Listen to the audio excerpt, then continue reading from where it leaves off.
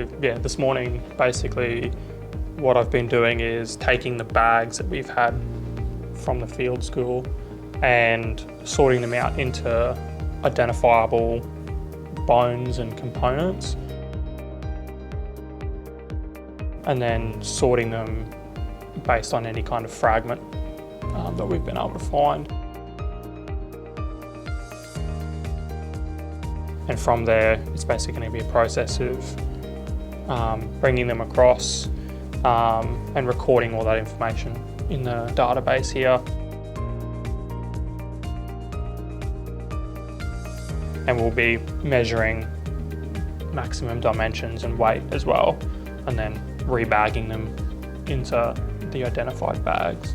And we'll basically then be able to use that to try and work out a rough number of how many individual sheep that we've got, and whether or not we're seeing any trends in relation to that.